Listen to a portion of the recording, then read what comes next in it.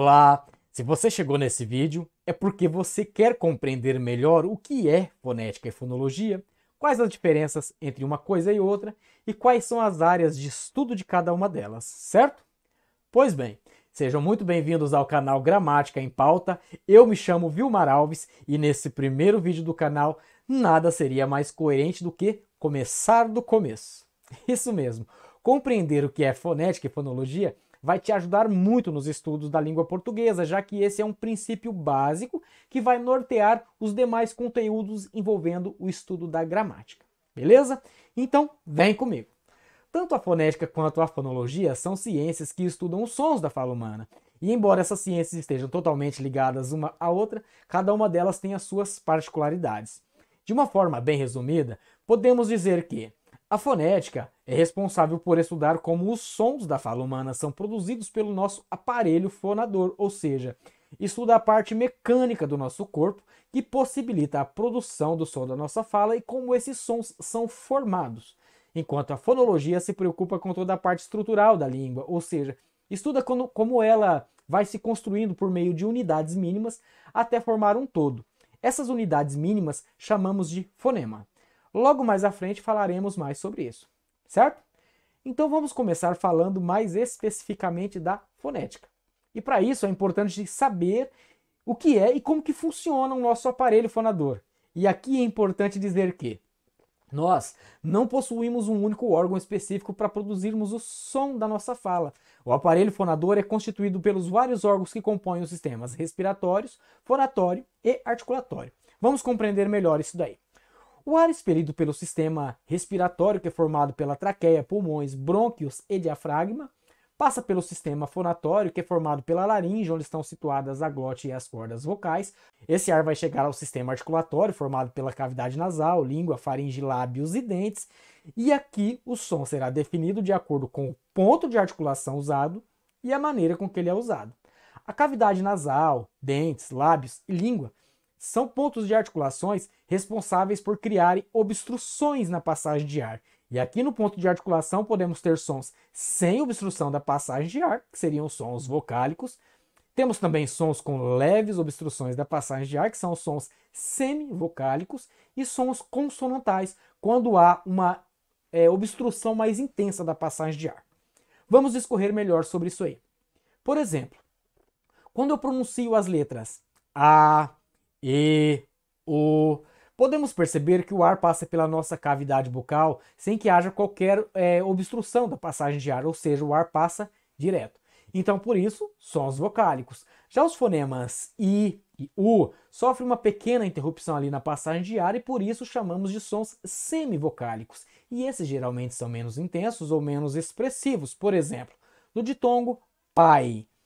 Veja que a letra I é bem menos expressiva que a letra A. Isso é, o A soa mais forte que o I. Isso acontece também com as palavras rei, vou, e dentro desse contexto podemos dizer que as letras A, E e O são vogais e as letras I e U são semivogais. Tudo certo até aqui? Beleza. Agora, quando há uma interrupção mais intensa da passagem de ar, temos o que chamamos de som consonantal. Por exemplo, quando juntamos o lábio superior com o lábio inferior, produzimos um som consonantal que chamamos de bilabial, como em bola, má. E por que bilabial? É simples. É porque a interrupção da passagem de ar se dá pelos dois lábios, portanto, bilabial. Outro exemplo, quando juntamos o lábio inferior com os dentes incisivos superiores, como na palavra fé, temos um som consonantal lábio dental. Simples, né? Existem outros pontos de articulação além do bilabial e lábio dental. E isso já é assunto para um outro vídeo, beleza? O importante aqui é ter uma base de como funcionam esses pontos de articulações, beleza? As áreas de estudo da fonética são aparelho fonador, ponto de articulações dos sons consonantais e sons vocálicos e maneiras de articulações que utilizamos para formar as palavras, beleza? Agora, partindo para a fonologia. Como já foi dito, a fonologia estuda a estruturação da língua, tendo como base o fonema. E o que é fonema? Bom, fonema é uma unidade mínima da língua que não tem significado em si mesmo. Em outras palavras, podemos dizer que o fonema é um som isolado que sozinho não tem significado. Porém, A partir da junção de unidades distintas, podemos formar palavras, frases e orações e a partir disso expressar as nossas ideias, emoções, transmitir conhecimento, enfim. E algo que confunde um pouco é a diferença entre letra e fonema, mas veja, fonema é um som e a letra é a representação gráfica desse som, ou seja, é um desenho que representa determinado som. Veja um exemplo, na palavra cachorro. Se contarmos as letras, teremos 8 letras, certo? Mas só teremos apenas 6 fonemas. Observe, mesmo tendo 8 letras, nós percebemos apenas 6 sons. Acompanhe aqui comigo. A primeira sílaba eu tenho os fonemas C e A, K. Nós percebemos tanto o som do C, como também percebemos o som do A, K. Portanto, 2 letras e 2 fonemas, certo? Já na sílaba xô, temos 3 letras, mas o CH forma um único som, é como se fosse um X. Então representa um único fonema, porque emite apenas um som. Isso acontece também com a repetição das letras R's, que também são 2 letras, mas representam um único fonema. Por isso, 8 letras e 6 fonemas. Os fonemas também vão determinar o significado e a sonoridade das palavras, ou seja, uma simples substituição de um fonema por outro pode mudar tanto o significado da palavra, como também a sua sonoridade. Veja, na palavra bala, se eu trocar o fonema bilabial ba pelo fonema lábio-dental fá, fica fala. Tivemos mudança no ponto e na maneira de articulação e isso alterou o som e o significado da palavra.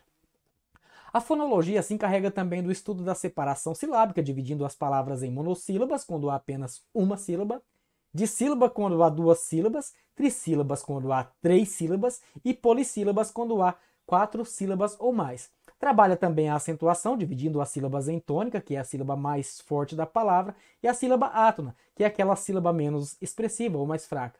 E de acordo com a posição da sílaba tônica, as palavras podem ser classificadas em oxítonas, quando a última sílaba da palavra é mais forte, paroxítonas, quando a penúltima sílaba é a mais forte, ou proparoxítonas, quando a sílaba mais forte recai na antepenúltima sílaba, certo?